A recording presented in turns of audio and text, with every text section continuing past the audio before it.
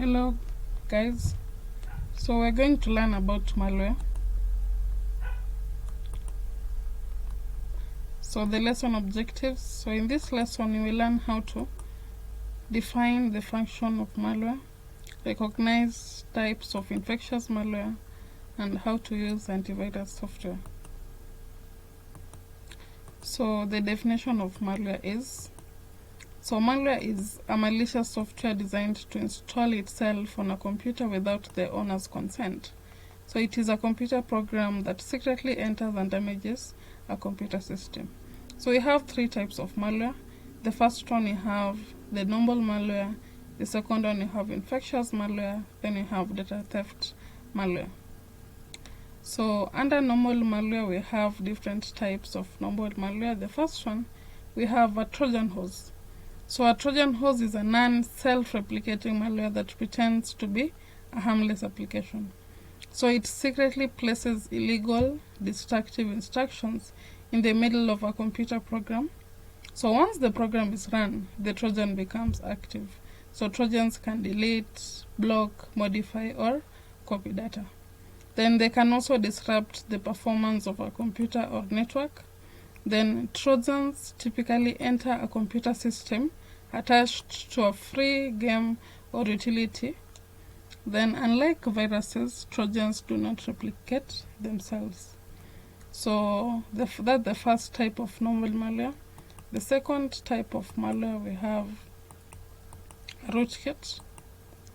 So a rootkit is another type of malware that is activated each time a computer system boots or loads up and enables continued access to computers or devices while hiding their presence.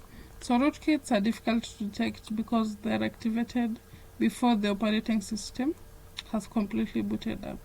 So a rootkit often allows the installation of hidden files, hidden processes, and hidden user accounts in the operating system of a computer. So that is the second type of a normal malware. Then we have another type of normal malware that's called a backdoor. So a backdoor, this is a method of bypassing normal authentication in an attempt to remain undetected. So this is usually done in an attempt to secure remote access to the computer. So backdoors are built into software by the original programmer who can gain access to the computer by entering a code locally or remotely. So hackers use backdoors that they detect or install themselves to enter a computer system. So a backdoor is the third type of normal malware. Then the second type of malware we had is what we call infectious malware. So infectious malware, the first one we have a virus, which is popular to us. So a virus is a malware that can replicate when triggered by human action and cause damage to a computer. So a virus cannot be spread without human action. Viruses are usually spread by sharing infected files as email attachments or downloaded from websites. So almost all viruses are attached to an executable file. So when you see a file that the extension of that file is .exe, if you are not sure which type of file is that, or you are not, it's an application downloaded from a website that you're not sure, it can be a virus. So you should always be keen on the websites you download your resources from. The second type of infectious malware we have a worm. So a worm is a self-replicating malware that uses a computer network to send copies of itself to computers. So this is infectious malware, but the difference of a worm and a virus is that this one uses the computer network. So if you are using you are connected to a certain network in your organization or company, then let's say one of the computer is infected by this type of malware. So it will use the computer network and send copies of itself to other computers. So those are the two types of infectious malware. Then the third type, we have data theft malware. So the first one is called an adware. So an adware, this is a software application that automatically displays advertising banners while the program is still running.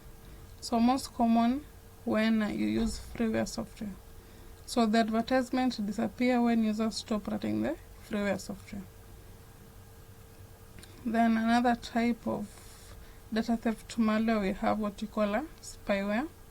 So a spyware, this is a program that secretly installs in cell phone computers and collects information about the users without their knowledge.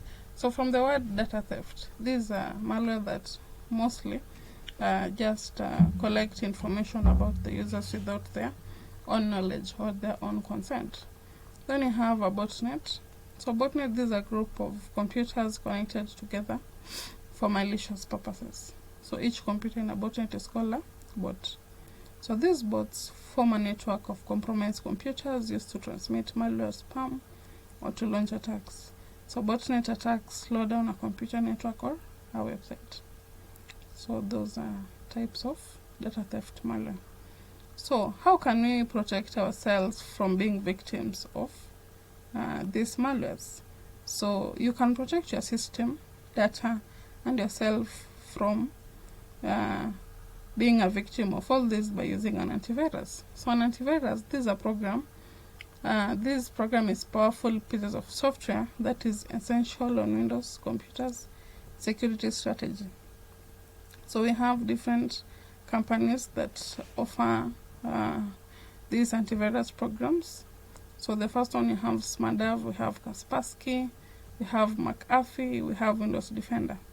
So Windows Defender is software that comes installed with Microsoft 10, Windows 10. So if you install Windows 10, if you have Windows 10, you'll be able to get Windows Defender for your device. But the others, you can be able to purchase them and install in your device so that they can protect your device against the types of malwares that we have seen. Then another thing, so this for Windows Defender. So always turn on real-time protection on your antivirus software.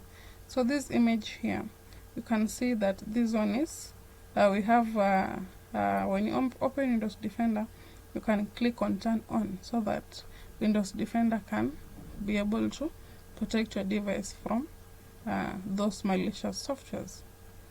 Then we have what called full system scan. Once you have downloaded, once you have installed Windows 10 in your device and turned on Windows Defender, you can run a full system scan. We have a quick scan. We have, let me just go back for a minute there so that I show you the options.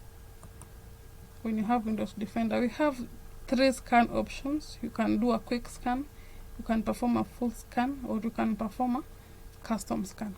So this will scan for devices, will scan your device for threats and any issues. After that, you'll be able to get a notification about the scan that was done and all that. So that was so this is when you perform a scan. So you click on the type of scan you want. So you can see this one is a full scan. So it will scan your device. If there's any threats, you'll be notified and take the necessary option. So that's all for today. I hope you learned something, and thank you very much.